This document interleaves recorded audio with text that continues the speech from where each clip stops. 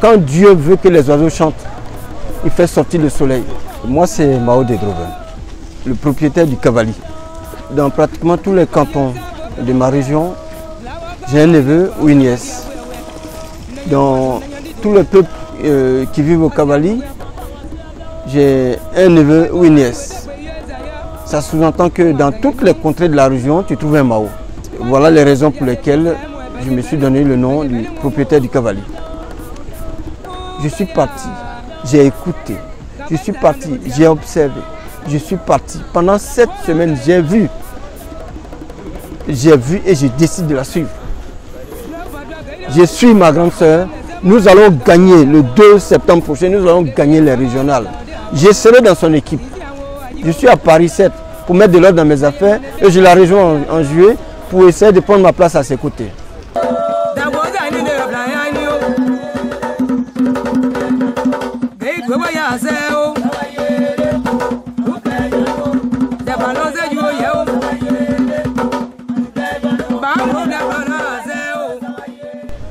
À moi, à Auxerre, à tout le peuple du Cavali, je dis bonjour. Moi, c'est Mao de Droven, que je me fais appeler communément le propriétaire du Cavali. Le propriétaire du Cavali parce que dans pratiquement tous les cantons de ma région, j'ai un neveu ou une nièce. Dans tout le peuple qui vit au Cavali, j'ai un neveu ou une nièce. Ça sous-entend que dans toutes les contrées de la région, tu trouves un Mao. Voilà les raisons pour lesquelles je me suis donné le nom du propriétaire du Cavali. Ceci étant, il faut dire que je suis de Guiglo, je suis né à Guiglo. Mes parents sont de Béoué. Mon papa est de Béoué, ma maman de Guézon, Zaïro Guézon. Et depuis ma naissance sur Guiglo, j'ai toujours contribué au développement de la ville. J'ai plusieurs exemples à vous donner, mais on n'en est pas là. Pourquoi je cherche à vous parler aujourd'hui? C'est par rapport au message que j'ai promis de donner depuis le Cavali qui n'a pas été. Et comme je suis arrivé sur Paris, et il faut absolument que je donne ce message, j'ai décidé de le faire aujourd'hui. Après mon séjour, certainement, après mon séjour au Cavali de 7 semaines, entre-temps, je voulais vous dire merci. Merci pour l'accueil qui m'a été réservé. Merci à la grande sœur Anne-Désirée Ouloto, présidente de la région, qui a fait table rase de tout ce qui s'est passé, toutes mes critiques qui l'ont mise mal à l'aise, comme il l'a dit. Et malgré tout ça, elle a ouvert ses bras pour me dire bonne arrivée, petit frère. Je voulais signifier mes remerciements aussi à son directeur des ressources humaines, Thiosège, le DRH Thiosège, qui a manifesté un intéressement particulier à ma personne, vis-à-vis de ma personne. Merci à l'aîné Eric Ouloto qui a rendu mon voyage possible, qui m'a épaulé durant tout mon séjour, qui m'a accompagné en sécurité, en sûreté. J'ai fait 2 semaines à tout le Pleu pour me permettre de voir les réalités de la ville, puisqu'il est candidat et c'est lui mon candidat à tout le Pleu, pour essayer de voir comment moi aussi je pouvais contribuer, apporter ma pierre à l'édifice, sur le plan international bien entendu. Merci au doyen Youper Marcel qui a intervenu, grâce à qui aujourd'hui ce message est possible. Je tenais à dire merci à toutes les personnes qui m'ont assisté de près ou de loin pour ma sécurité, pour mon séjour. Merci particulièrement à ma famille qui m'a soutenu, qui a cru en moi et qui croit toujours en moi. Merci à mon équipe, Guiglo pour tous, les natifs de Guiglo. Merci à toute cette jeunesse du Cavali, à toutes ces femmes valables, valeureuses et vaillantes du Cavali qui contribuent au développement de la région. qui contribuent à la stabilisation de nos foyers, de nos familles. Et pourquoi je donne ce message ce matin? Parce que, en toute chose, il faut s'asseoir un jour pour réfléchir et décider. Depuis 2011, je suis rentré dans la résistance de moi-même parce que je n'ai pas apprécié, je n'apprécie pas toute la violence qui a sévi en Côte d'Ivoire, tous ces agissements qui emportaient des vies. Et même pour soutenir le président Laurent Gbagbo qui était emprisonné, qui était arrêté et déporté à La Haye, je suis rentré dans la résistance. Tous, vous avez été témoins de mes vidéos, de mes interventions.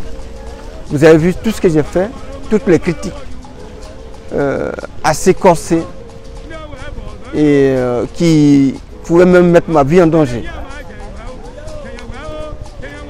12 ans, 13 ans après, j'ai décidé de rejoindre l'équipe de la ministre Anne-Désiré Ouloto. Pourquoi? Certains diront que voilà, il est parti, il veut se justifier.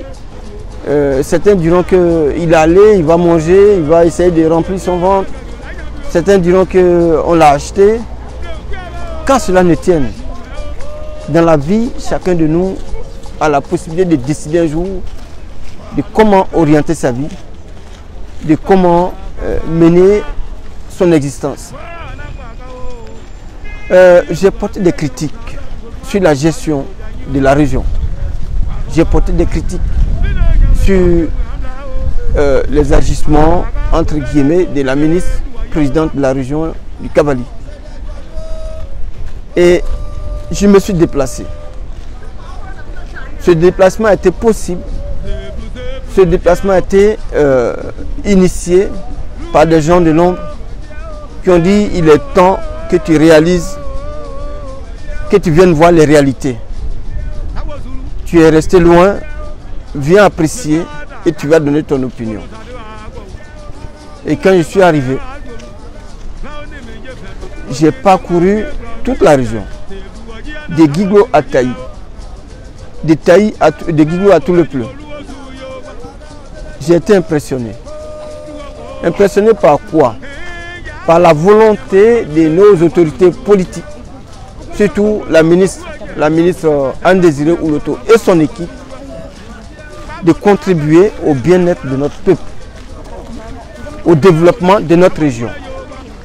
Elle a décidé d'aller de l'avant, malgré toutes les critiques, avérées ou non. Elle a décidé de faire profiter à tout le peuple le bien fondé du développement d'une région. Oui, mes chers parents, vous savez, on est dans une vie où on ne peut pas maîtriser le lendemain. Le futur est imprévisible. C'est pourquoi moi, j'ai l'habitude de copier l'un de mes grands frères, quand on est toujours ensemble, qui me donne de ses adages, le grand frère Topierre, qui m'a dit, petit frère, tu sais, Dieu là, quand il veut que les oiseaux chantent, il ne les invite pas à la chanson. Il fait sortir le soleil. Il fait briller le soleil. Les oiseaux eux-mêmes, en voyant le soleil, d'eux-mêmes se mettent à chanter. Qu'est-ce que je veux dire? J'ai attaqué la ministre Anne-Désiré Ouloto dans tous les sens. Nous l'avons vilipendée pour certains. Moi, j'étais dans les critiques dures et vraiment corsées. Elle a tous les moyens de me répondre. Et tout autant que moi, les autres personnes, les autres frères résistants qui l'attaquent dans tous les sens, mettre en mal même ses actions. Je ne suis pas le seul. Tout le peuple lui a crié dessus. Sur les paroles qu'elle aurait prononcées, il y a une incompréhension parce que j'ai compris derrière après. Elle a attendu. Elle a laissé le temps au temps. Et à un moment donné, chacun de nous allait à la source, comme moi aujourd'hui. J'ai posé la question et elle m'a répondu. Moi, elle m'a convaincu. Je ne foule pas au pied les souffrances des parents. Je ne foule pas au pied toutes ces maîtrissures toutes ces pertes en vies humaines. Mais je réalise que elle a fait usage de cet adage qui dit quand Dieu veut que les oiseaux chantent, il fait sortir le soleil. Elle a privilégié quoi? Se mettre au travail. Elle a décidé de travailler pour son peuple, pour sa région. Et ce travail dans sa tête, c'est dit, je fais un travail, je démontre que je m'intéresse à mon peuple, je démontre que l'intérêt de ma région passe avant toute critique, avant ma personne, et mon travail rendra témoignage de ce que je veux faire réellement. Ce travail-là aujourd'hui m'a convaincu. Je suis allé, je n'ai pas eu les valises comme on le prétend sur les réseaux sociaux. J'ai observé, j'ai analysé, j'ai vu le travail qu'elle a fait, il m'a convaincu et j'invite tout le monde à avoir un regard, pas un regard d'aveugle, c'est-à-dire on voit mais on fait comme si on ne voit rien. Mais soyez objectifs quand vous regardez. Ce travail-là, il peut continuer et le peuple, le peuple du Cavali va en tirer profit. Notre génération, les générations à venir, vont en tirer profit. Elle est dans la politique du développement durable aussi. C'est pourquoi elle milite toujours pour que le problème foncier soit résolu parce qu'il faut qu'on laisse des choses à nos enfants. Donc, en lieu et place de nous répondre, la ministre-présidente, Mme Anne-Désirée Ouloto, s'est mise au travail. J'ai vu des lycées en construction, déjà construits. J'ai vu le pont qui est en train d'être achevé. J'ai vu des centres médicaux, des dispensaires. J'ai vu même l'hôpital général de Guigo qui a été secondé par un autre hôpital sur le terrain de notre maman Marie Nieba. J'ai vu une volonté, j'ai perçu une volonté d'aller de l'avant. Et en cela, j'ai dit bon, le temps est venu pour que je réalise que mon combat c'était pour le bien-être de mon peuple. Et l'employabilité de la jeunesse a été mise en évidence par la ministre, au point où beaucoup aujourd'hui ont un travail, ont quelque chose à la fin du mois, certains ont leur projet réalisé. Les femmes sont rentrées dans le programme de l'autonomisation sans aucune préférence, que ce soit telle ou telle partie, la ministre n'a pas regardé, elle a contribué au financement. Et tous ces éléments-là m'ont renforcé dans ma décision. Ce qui fait qu'aujourd'hui, j'ai décidé de suivre la ministre Anne-Désirée Ouloto, de l'aider selon que je le peux dans la gestion de la région, dans le renouvellement de son mandat. Parce que je pense que nous avons une chance avec cette dame qui se met à la place de la maman de tout le monde, la maman de tout le monde, qui se dit, tous ceux qui me vilipendent, tous ceux qui me critiquent, que ce soit avéré ou non, ceux-là, ils restent toujours mes frères, ils restent mes parents. Il y a eu peut-être des loupés au début où on préférait aider ceux qui sont au parti politique, mais la politique qu'elle a adoptée ces dernières années, c'est une politique générale pour aider tout le monde. Et moi, j'estime qu'il faut aller dans ce sens. Et j'ai décidé de la suivre, de marcher dans ses pas, de contribuer à ma manière au développement qui est enclenché. C'est pourquoi je dis aujourd'hui, le temps est arrivé où nous devons militer pour le vivre ensemble, pour la cohésion sociale, pour la paix sans laquelle aucun développement ne peut être enclenché. Même ceux qui veulent aujourd'hui être présidents des régions, même ceux qui veulent aujourd'hui tous les pouvoirs, sans la paix, ils ne peuvent rien réaliser. Et aujourd'hui, nous sommes dans un pays apaisé. Nous sommes dans une région apaisée.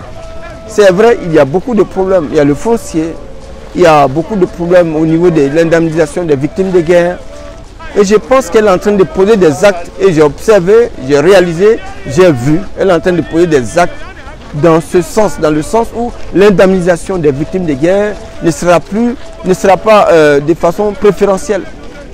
Toute victime de guerre sera indemnisée. Et c'est moi, ma démarche, et je crois qu'elle est dans ce sens. Il en est de même pour le foncier rural. Elle a entamé des démarches. Il y a des actions qui sont menées avec leur structure, la structure AFOR. Et tout le monde est à pied d'œuvre pour que le vivre ensemble soit possible en essayant de résoudre toutes sortes de problèmes liés au foncier. Nous sommes dans un pays de droits et de lois. Que l'on le veuille ou non, les textes existent par rapport au foncier. Et ces textes-là, il faut des gens pour les appliquer. Il faut des autorités pour les appliquer. Et moi, je fais confiance à Mme Anne-Désirée Ouloto pour essayer d'appliquer ces textes pour que ceux qui ont vendu les terres, qui savent qu'ils sont dans l'illégalité, ils aient aussi les sanctions liées à ces textes.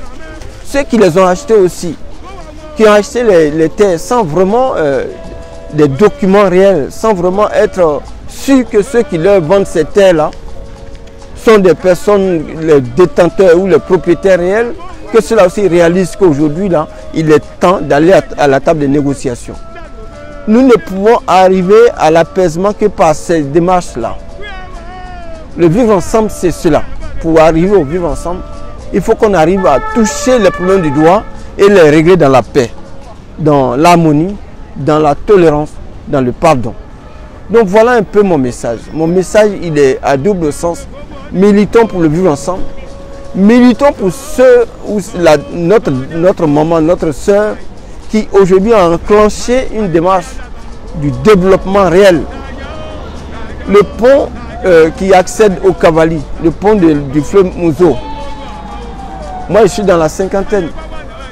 Ce pont existait avant moi. Est-ce que avant le pouvoir de la ministre, ou du moins avant la prison de la ministre Anne-Désirée Ouloto, le pays fonctionnait?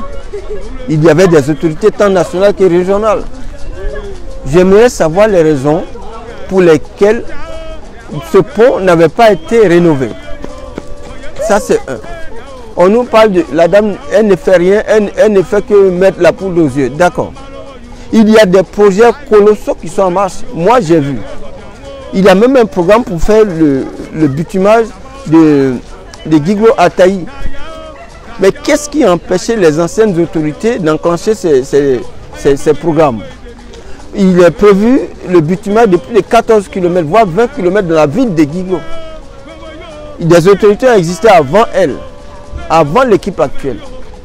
C'est des questions qu'il faut se poser avant d'incriminer. Moi, j'étais à distance.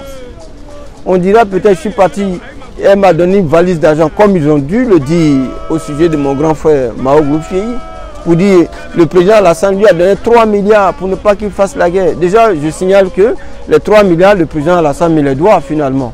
Parce qu'il n'a rien reçu, mais on l'a sali et il est mort dans ça. Donc, si quelqu'un peut transmettre ce message au président Alassane Ouattara, il doit 3 milliards à la famille Mao. Parce que notre frère a été incriminé injustement. Des ragots ont terni son image. Donc voilà, c'était une parenthèse. C'est pour dire qu'à un moment donné de la vie, il faut s'asseoir. Il faut se poser des questions. Il faut aller de l'avant. Le peuple doit aller de l'avant. Mais on n'est plus au moment où il faut s'interroger et ne pas poser d'action. Moi, je souhaite que la vie de tout le peuple avance. Et je milite pour que le grand frère Éric Ouloto soit le futur maire de la ville de tout le peuple.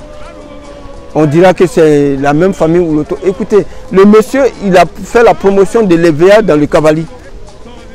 C'est la première personne qui a fait la promotion de l'EVA-culture au niveau de tout le peuple. Il a des milliers d'hectares du riz. Il a des initiatives locales pour la promotion de la jeunesse et de la femme. Pourtant, il n'est pas maire de la ville. Donc, s'il est maire demain, il fera beaucoup plus que ça. C'était une parenthèse. Deuxième élément, nous avons déjà une personne qui est en train de faire un travail colossal dans le Cavali. Aidons-la, aidons la ministre. aidons la présidente des régions. Moi, j'ai décidé, moi, Mao Dédroven, j'ai décidé de la suivre. Que tout le monde pense ce qu'il veut pour dire qu'il a été racheté. Il est allé au restaurant. Je ne suis pas encore allé au restaurant. Peut-être que le restaurant va venir après. Mais c'est de façon avec conviction. Pour ceux qui me connaissent, ils savent que je ne fais rien à moitié. Avec conviction, j'ai décidé de la suivre. J'ai décidé de tenir sa main, d'attraper sa main qu'elle m'a attendue. Quand elle m'a dit, mon petit frère, viens à mes côtés, nous allons travailler, j'ai décidé de la suivre. Donc voilà un peu mon message que je voulais donner de façon assez apaisée, tranquille, pour dire à mes parents, je ne suis pas un vendu. Quand bien même, enfin bref, je ne suis pas un suiveur. La ministre Ouloto sait que je suis quelqu'un qui a des opinions. Et je ne suis pas là pour dire, parce que je la suis aujourd'hui, tout ce qu'elle va décider, on va le faire. Je donnerai mon point de vue. Je ne serai pas contre, certes, mais je donnerai mon point de vue. Pour que l'image de notre peuple, l'image de notre région, qu'elle a commencé à nettoyer, que cette image continue toujours dans la propreté. Donc voilà ma démarche. Ma démarche aujourd'hui, ce n'est pas forcément le mercantilisme ou du moins... Non, je ne suis pas dans cette démarche. Non, j'ai mon travail qui me procure ce qu'il me faut. J'ai ma famille, même si je contribue de façon assez sérieuse, assez constante au niveau du bien-être de ma famille, mais on est là pour s'entraider. Les familles sont faites pour ça. Je n'attends pas forcément un chèque de la part de la ministre ou une valise comme ils ont tendance à le promouvoir sur les réseaux sociaux pour dire écoutez, voilà, je vais rentrer au pays maintenant pour me construire une cabane, pour m'acheter un lot. J'ai plusieurs lots dans la région. Je n'ai pas attendu madame la ministre. Les lots sont en construction. Je n'ai pas attendu madame la ministre. Mais on ne refuse pas beaucoup de viande dans la sauce. Si c'est ce que vous voulez entendre. Si elle me donne, je prends. Mais je ne suis pas allé là-bas pour ça. Je ne suis pas dans cette démarche. Voilà. Donc mon message c'est unissons-nous peuple, ouais. Je vous donne l'exemple de Daloa. Le ministre, le jeune ministre Mamadou Touré, il est de Daloa. Mais pourquoi les dirigeants du PDCI ne combattent pas le ministre Mamadou Touré de Daloa? Parce qu'il est du RHDP. Pourquoi on ne le combat pas? Parce qu'ils ont vu qu'il pose des actions assez sérieuses pour le développement de la ville de Daloa. Pourtant, ils ne sont pas du même parti politique. Donc, il faut une politique constructive. Une politique pour aller de l'avant. Mais pourquoi ne le ferait-on pas au niveau du Cavali? On a déjà une personne qui fait un travail assez colossal. Ce travail pouvait être fait 30 ans à l'avant. Elle est arrivée, ça fait maintenant son premier mandat. Et en 5 ans, elle a fait des choses que ceux qui sont restés là pendant 30 ans n'ont pas fait. Donc moi, j'encourage davantage les parents à soutenir la ministre. J'encourage davantage les parents à militer dans le développement de notre région, dans la cohésion sociale, dans le soutien mutuel. Et comme ça, au moins, on dirait un jour, le peuple ouais a eu sa région, le peuple ouais a eu son développement aussi, le peuple ouais a eu quelque chose un jour pendant que la ministre Anne Désiré Ouloto était au pouvoir, était présidente des régions. C'est moi ma démarche. Donc voilà un peu les parents du Cavali, les parents de notre région. Voilà ma démarche que je voulais vous apporter et réitérer encore mes remerciements au vieux Lagou Benoît, au doyen Youpé Marcel, à mon frère Thiosège depuis la fonction publique, au grand frère Eric Ouloto pour tout le bien qu'il fait auprès de sa petite soeur, notre grande soeur Anne Désiré Ouloto. Je voulais remercier toutes les autorités régionales, communales de notre région et dire à bientôt. Je reviens pour soutenir ma grande soeur pour la campagne régionale. Je suis parti, j'ai écouté, je suis parti, j'ai observé, je suis parti. Pendant 7 semaines, j'ai vu et j'ai décidé de la suivre. Je suis ma grande soeur. Nous allons gagner le 2 septembre prochain, nous allons gagner les régionales. Je serai dans son équipe. Je suis à Paris 7 pour mettre de l'ordre dans mes affaires et je la rejoins en juillet pour essayer de prendre ma place à ses côtés. C'était mon message pour mon peuple. Merci.